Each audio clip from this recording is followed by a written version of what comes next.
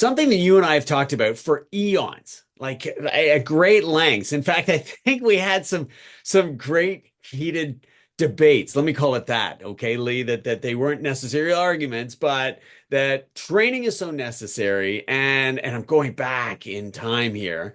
You weren't necessarily a proponent of training for a long time and knew that your guys could maybe benefit by some. And I'm coming along and saying, you got to do this. This is revolutionary. And that was, gosh, a long time ago. Now, take us back to those early days when you and I first started together and what you thought of training. You know what, Bill? I would say that early on for me, I was fortunate. I started at a Lincoln Mercury dealership in Oakville, and they were on a program called Automotive Profit Builders, APB, and they're still around to this day. And I believe in process, and I actually do believe in training. And it wasn't until, I experienced it early on. And gosh, Bill, that was 30 years ago.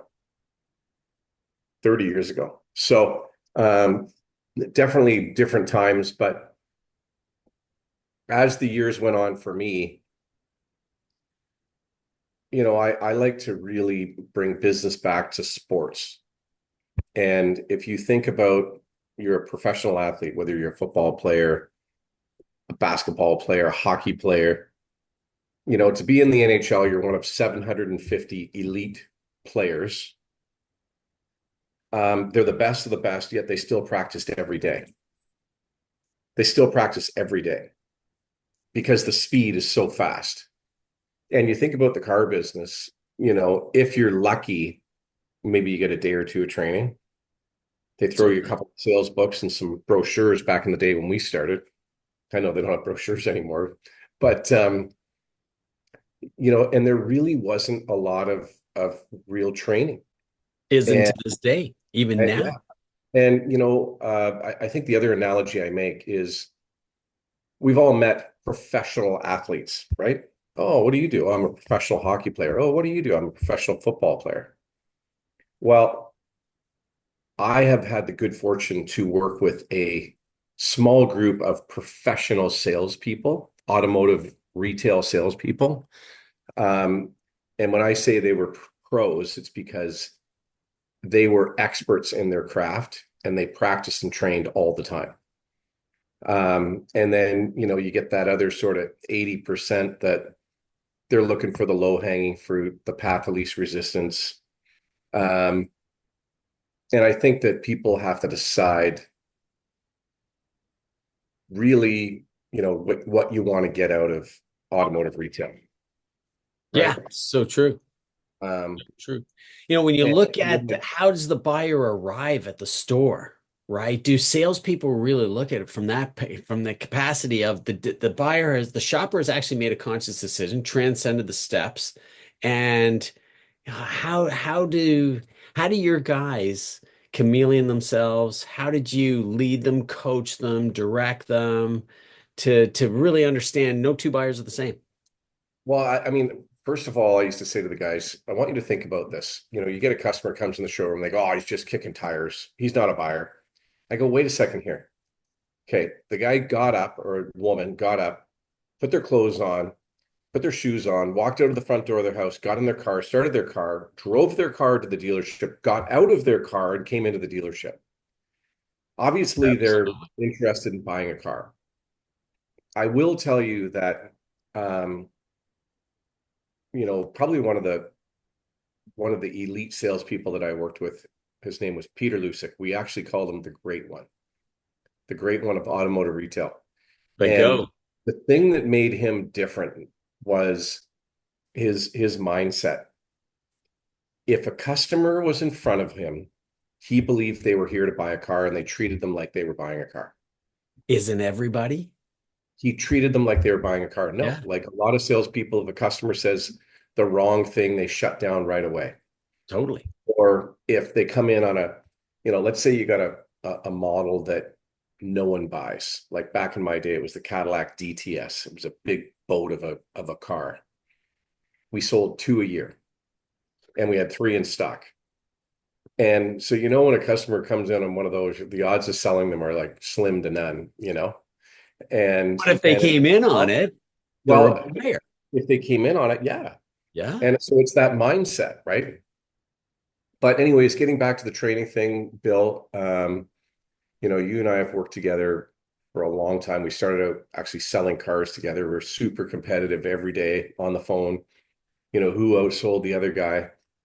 Um, and, I just think that I if think you you look, did. I I will did, because I did. people are gonna want to know the answer to that. And yeah, Yeah. if you can't outsell the Chevrolet guy, I was at a Pontiac store. If you can't outsell me in a Ford town selling Fords, then anyhow, sorry, I didn't mean to interrupt you, Ford Yeah, guys. Carry on. yeah. Well, it's funny, Bill, you talk about you're selling Pontiacs and I was selling Mercury and they're they're both gone. Like it just tells you Did we how just old age we are. ourselves? Oh Yeah. no. Yeah. It tells you how old we are. But it's funny, like you go back to those days and it's still the process I believe is the same. And I'm all about process. And we used to train the greeting. And I get sales guys going, what are we training greeting for? All I'm gonna do is walk in and say, hi, how are you? Nice to meet you. No, that's not what it's all about, right? The greeting is greeting them like they're coming into your home. Hey, thanks for coming in. How are you today? My name's Lee Wittich. Um, can I get you a water? No, no, I'm good. How about a coffee? No, I'm good. How about a pop? No, seriously, I'm okay. Um, how about a hot chocolate? No, I've got beer. And we would offer them beer. It was non-alcoholic beer, but it's all in the greeting. And No, it's all in the first we, impression, we right? just, What's we what's that practice. old adage? Yeah, yeah. You never get a second chance to make a first impression, right? And so, just by offering all those things, and then when when they come in with little kids, the first thing we'd say is we look down at little Sally and say, "Hey, Sally, just so you know, every kid that comes to our dealership gets a free car." And we would go out and we'd get our little toy trunk full of Hot Wheels and we'd open the lid and the kids would pick their Hot Wheels and the parents are smiling, the kids are smiling. Then we'd hand them the little coloring book. Now they're over in the corner and they're busy doing something. That's a greeting. Yeah. That's a greeting, right? And you practice that. And then you go to the step two, The do an interview. interview, counsel and qualifying. We're learning about hey, what are you driving? Where'd you buy it? Why did you buy it from that dealership? What do you love about the car? What do you hate about the car? And really taking a little bit of time. And that's the other thing that I find is that salespeople, they meet a customer and all of a sudden they're over at the car talking about payments and price, and you don't even know what their hot buttons are, right? So, and then they blow the customer out and they sit around and drink coffee and smoke for 5 hours waiting for the laydown to come in. So anyways, we're going on here, but I think if you're getting into this business or if you're in this business, you want to sit down and say, hey, um, you know, do I want to be elite at my craft? Do I want to be a professional, or do I just want to be average? And by the way, the world needs average, and the world needs below average. So there's a place for everybody, but you just have to start up here with your mind and say, hey, where do I want to be? And you go and research any elite, outstanding athletes, you know, Kobe Bryant, Michael Jordan, Wayne Gretzky, Tom Brady, and you do some research on the amount of practice and training and the intensity, and that's how they became unbelievable. And I think the question for people listening to this are to say, hey, I wonder what my true potential really is. Because for those that haven't invested and really given it their all, um, I don't think you know. So, anyways, 100%. Bill, circling back, I've always been a big believer in training, and then I mean that's kind of blossomed, as you know. You and I working together. Once we mastered that sales process, then we got into, and I know these are old tools, but DISC, which was learning how to profile customers based on personality. And DISC is simple. So, those are sort of the four types of personalities. And when you start to train that and you become an expert and you meet a customer and you know right away that this is a detail person, then you want to give them facts and figures. If it's a driver person, hey, to make the best use of your time, what would you like to do right now? You get really pointed. And so, I think that you can just keep layering on different things to really go to a new level. And then, for those that move into management, I was very big on all types of management training and not just automotive. I think you want to look at management training in other categories, other sort of customer service or customer experience categories. Yeah, But absolutely. yeah, it's Well, you touched on a couple of things there that I think it's going to pique the interest of the listener as well. You touched on the fact that you sold Ford. You've had a really illustrious career. Now, I'm not going to read your resume as it laid out in front of me, but I want to hit on a couple of points. If you could kind of tell your story, Lee, like it's dynamite to listen to. The fact that we've known each other for a very long period of time and sold cars competitively against each other, but you went to car school.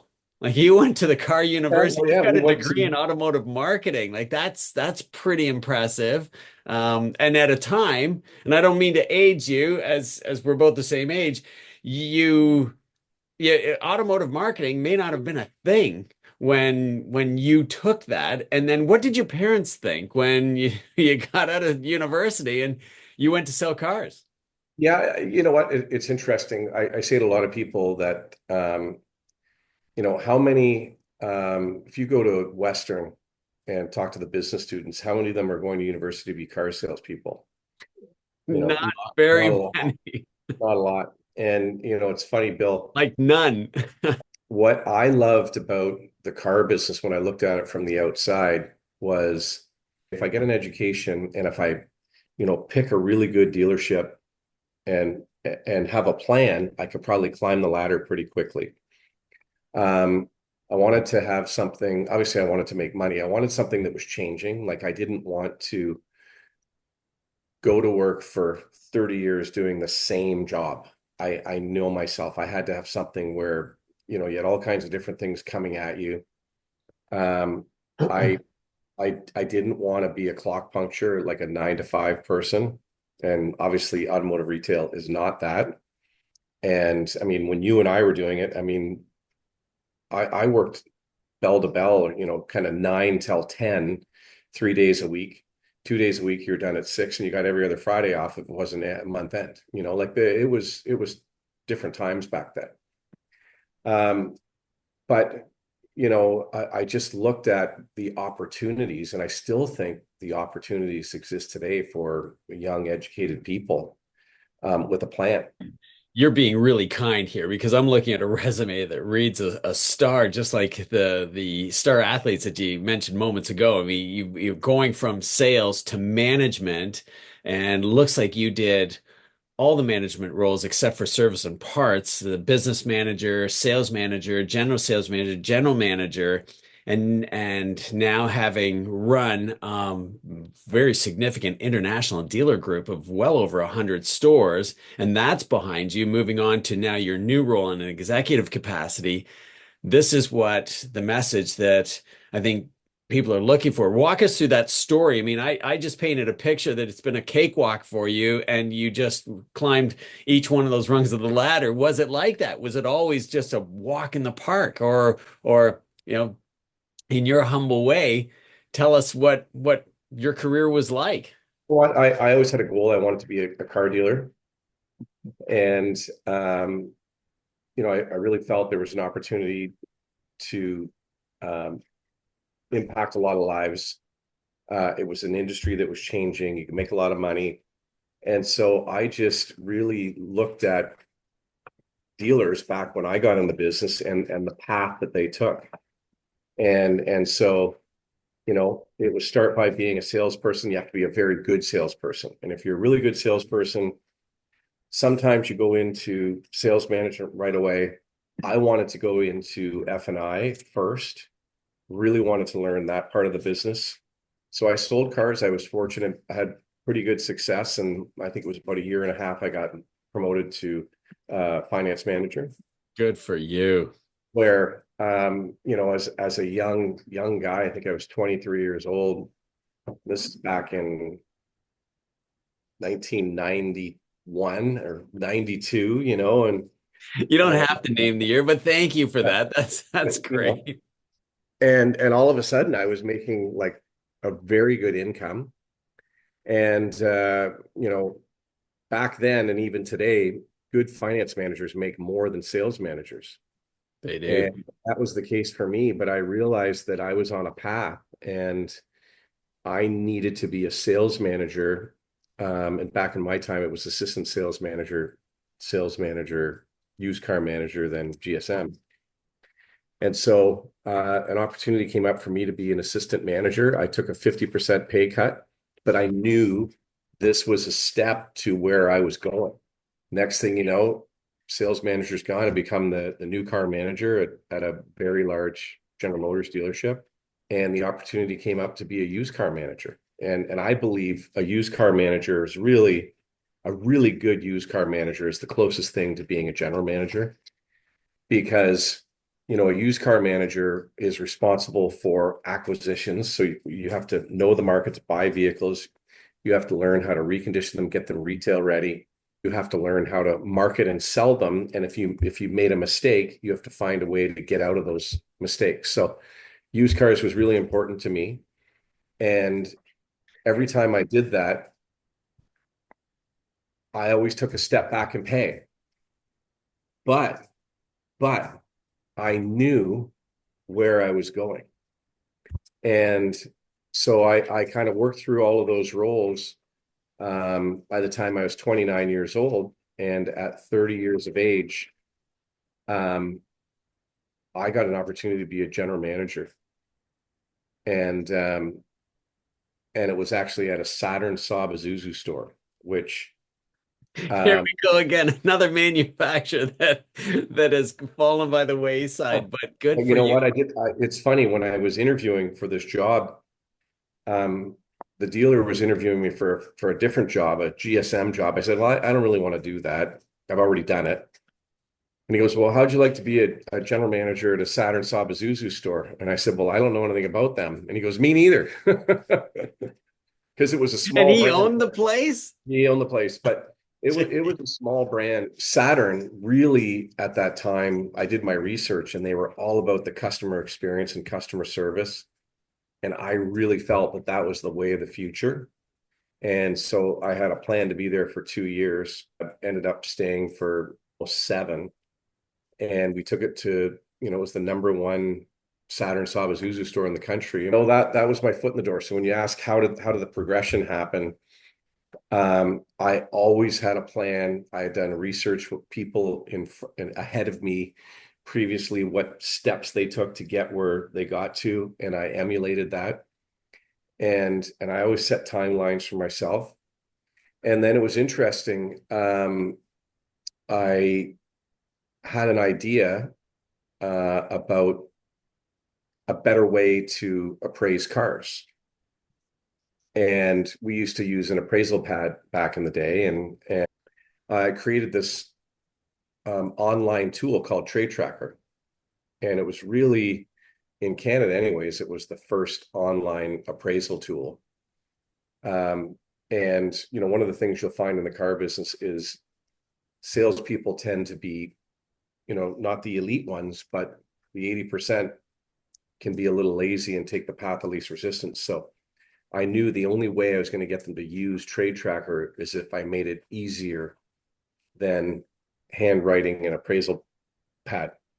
And so that's what we did. There was no manual for it. You hit enter a vehicle and a box would pop up where you entered your 17 digits and then it would decode the car and you go from there.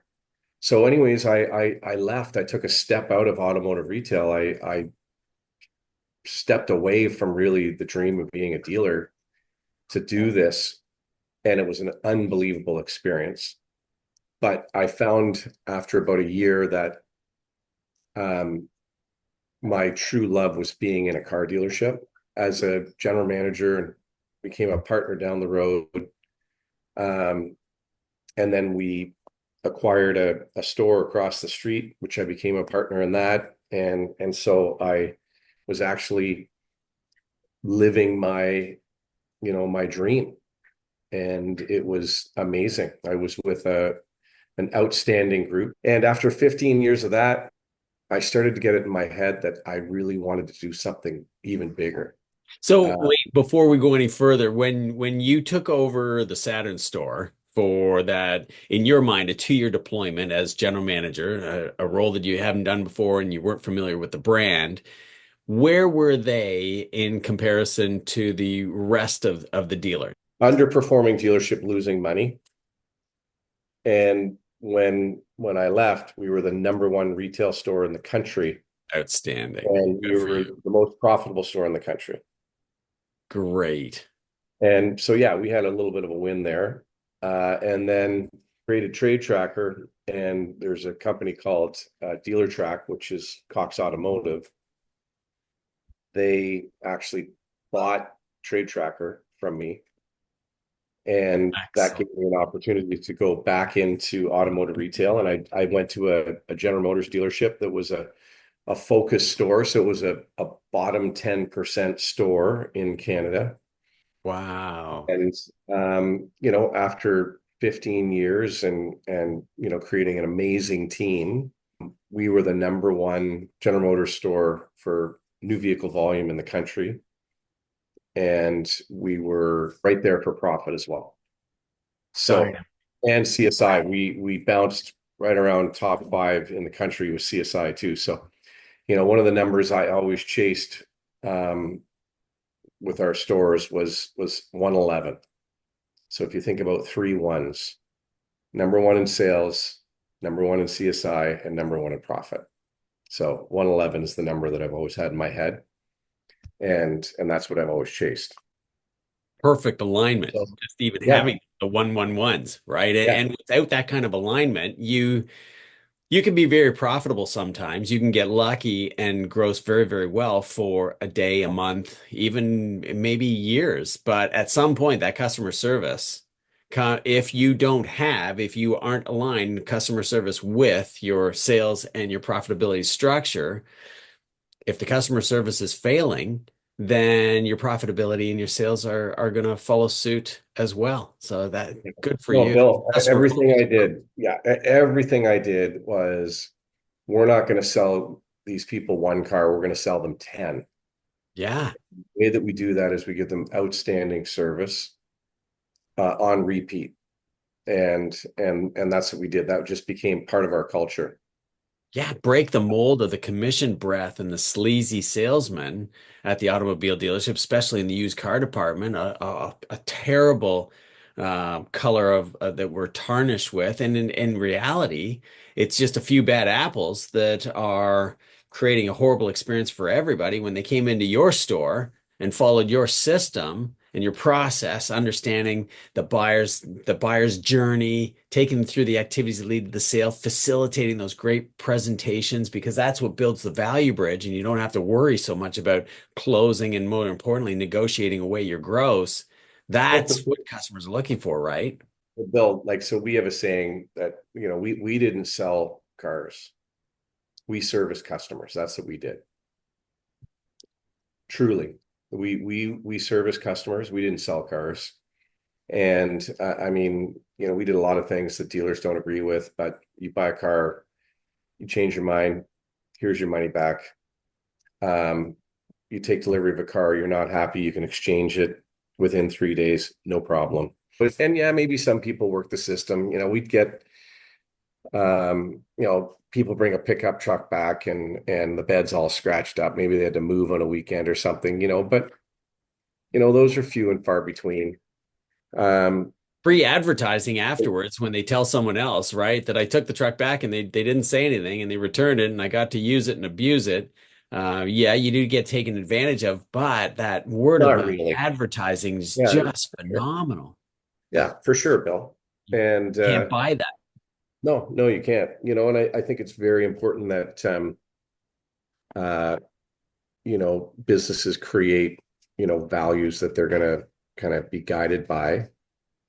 And one of the values that is near and dear to my heart in life, not just in business, is integrity, which is doing the right thing when no one's looking, you know? Yeah, great And saying. yeah, yeah. Do And the so right thing when no one's looking, almost like living your integrity. life like it's like Yeah. there's always a And that's camera following you around. yeah, yeah. And that's the way I live my life, right? And that's the way, we want to treat people. So Now, um, share with us a little bit about your philosophy on prospecting, closing, and negotiation. That's phase two, the sales intelligence of the system that I created with you and that we've implemented now in 2 stores and taken those stores from underachievers to wonderfully high performing stores. What is the customer focus approach when it comes to closing and negotiating? But not forgetting about when you're selling, you're not prospecting, and you got to keep that pipeline full. well, I mean, keeping the pipeline full is key, right? And so I think that salespeople generally do a very poor job of always prospecting. And I'm talking about the 80%. The elites do an amazing job of it, but there's so many simple little things that you can do. On delivery, you have the customer stand in front of the car and you take a picture. You say, hey, what's your email? I'm just going to email this to you right away. Boom, you send the picture. And then you say, hey, can we get one more? And the salesperson stands with the customers and they get a picture. And the reason you do this is quite often 3 weeks down the road, or a month or 3 months down the road, customers forget who their salesperson was. I'm telling you, they do. And Oh, we got so, the statistic. It's 9 out of 10 in less than 6 months. The customers completely so, forgot the name. so you get your picture with the customer. 3 days later, you send an email to them, and it's a picture of you with them, and you say, "Hey, Mr. Harvey, I just want to let you know that it was a pleasure serving you and your family. And if you have any friends or family that you think I could be of service to, would you please put my name forward?" That's simple. It's an email Yes. with your picture, right? Now, if you were to start creating a database of those people and quarterly you sent out a picture of yourself with the customers to say, hey, is your, Equinox still that shiny, black the way it looks in this picture? Just checking in to see if your car is treating you well, if you're happy with it. Is there any way I can be of assistance? And by the way, do you have any friends or family that I could be of service to? If you're selling 10, 15 cars a month, 3 months from now, you got 45 of those going out. So it's those types of things. And, I think it's also really having a robust um, personal CRM program where um, you start to really market to your customers and stay in touch with them on a regular basis. A lot of salespeople are one and done. They punch 3 holes in their bill of sale and put it in a binder and, oh, this is what I sold in November of 2024.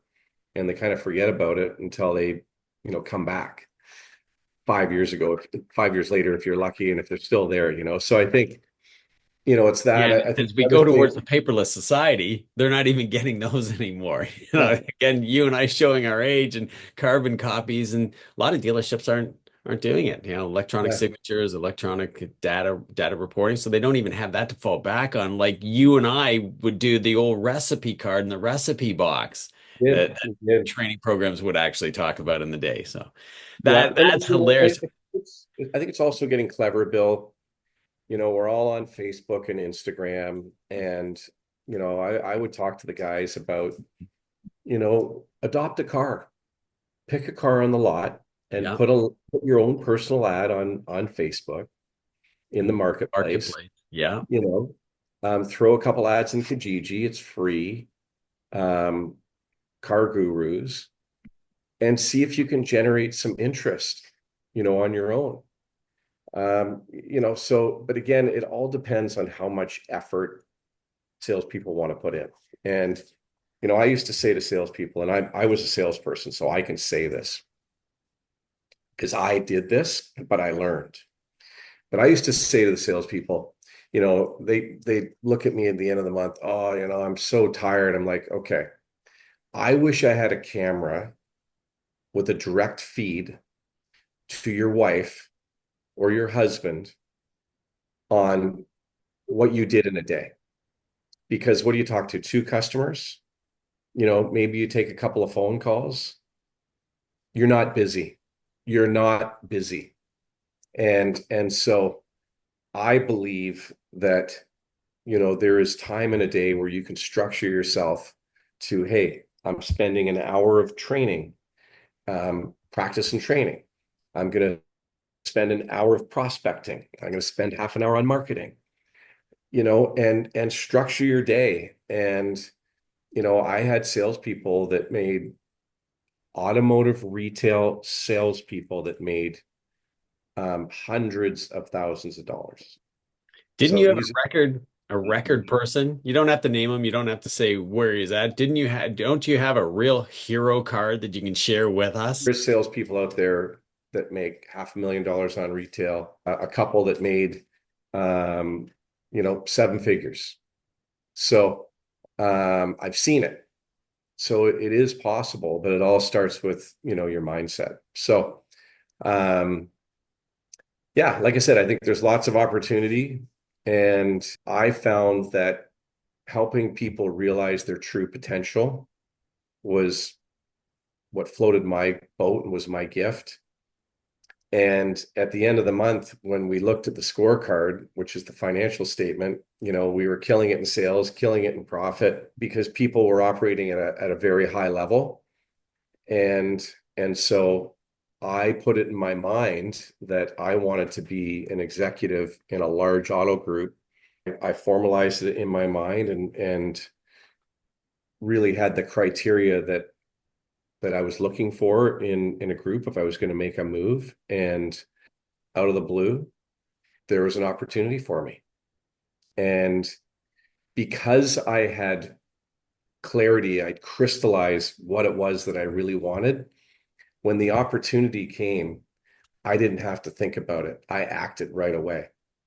And I think that maybe people listening to this podcast, you need to crystallize what it is that you really want. And it could be a house, could be a car, a cottage, a vacation, or, a wedding ring, but you crystallize, a particular job that you want.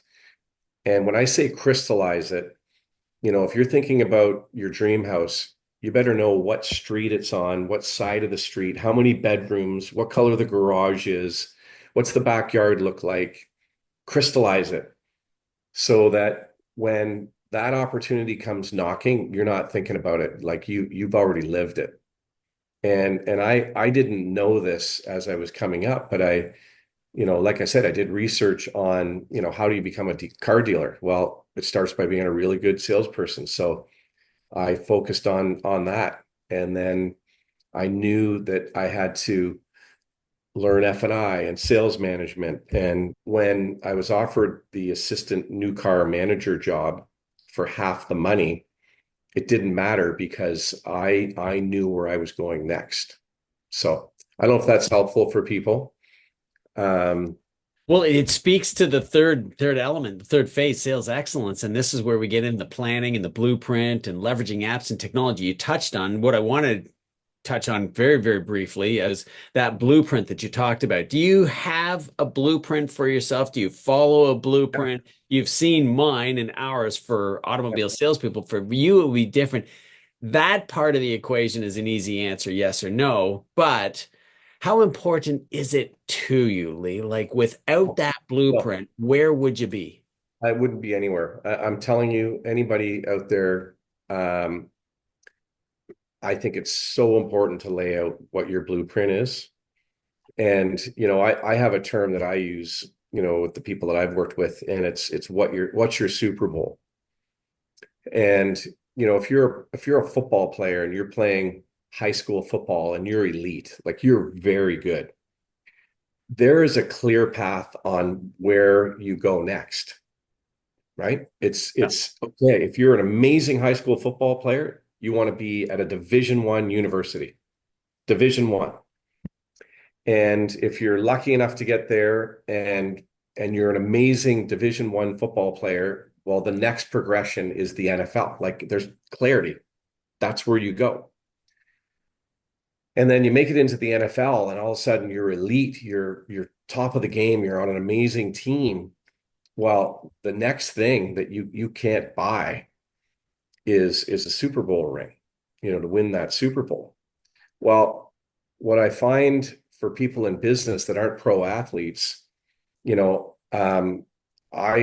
started out as a salesperson, but and I was a pretty good salesperson, but there isn't a clear progression that, well, if you're an amazing salesperson, you go to sales manager next.